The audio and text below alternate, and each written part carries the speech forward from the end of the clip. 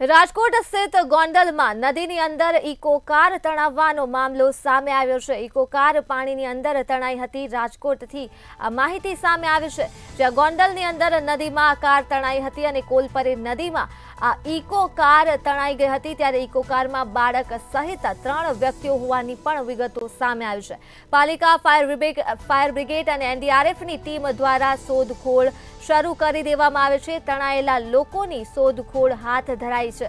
તો ગોંડલ સ્થિત નદીમાં ઇકો કાર તણાવવાનો મામલો સામે આવ્યો હતો। કોલપરી નદીમાં આ ઇકો કાર તણાઈ ગઈ હતી, ત્યારે ઇકો કારમાં બાળક સહિત 3 વ્યક્તિઓ હતા અને પાલિકા, ફાયર બ્રિગેડ તથા એનડીઆરએફની ટીમ દ્વારા લોકોની શોધખોળ હાથ ધરવામાં આવી છે। નદીના પ્રવાહમાં લોકો તણાઈ ગયા હતા। બાળક સહિત કુલ 3 વ્યક્તિઓ ઇકો કારમાં સવાર હતા અને આ ઇકો કાર કોલપરી નદીમાં તણાઈ હતી। ત્યારે હાલ આ લોકોની શોધખોળ હાથ ધરવામાં આવી છે।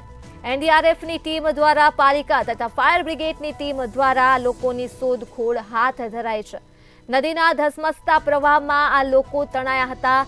માહિતી સામે આવી રહી છે રાજકોટ સ્થિત ગોંડલથી, જ્યાં નદીમાં ઇકો કાર તણાઈ છે અને કોલપરી નદીમાં આ ઇકો કાર તણાઈ હતી। આજરોજ ખીલોડી ગામમાં કોઝવે ઉપર ઇકો કાર પસાર થઈ રહી હતી। એમાં 2 દંપતી અને એક 11 વર્ષનું બાળક છે એવી અમને જાણ થઈ હતી અને વહેલી સવારે 5 વાગ્યાની આસપાસ આ ઘટના ઘટી હતી અને અમને જાણ થતાં અમારી ટીમ, તાલુકાના પ્રમુખ અશ્વિનભાઈ, જિલ્લા પંચાયતના રાજુભાઈ, અલ્પેશભાઈ ઢોલરિયા, ગામના સરપંચ અને સૌ આગેવાનો, અમે સૌ સાથે મળી અને અમારા પૂરેપૂરા પ્રયાસ છે। આગળ પણ અમે આજુબાજુના ગામમાં જેમનું ડેડ બોડીની અમને જ્યાં તપાસ કરવાની છે ત્યાં અમારી ટીમ જાય છે।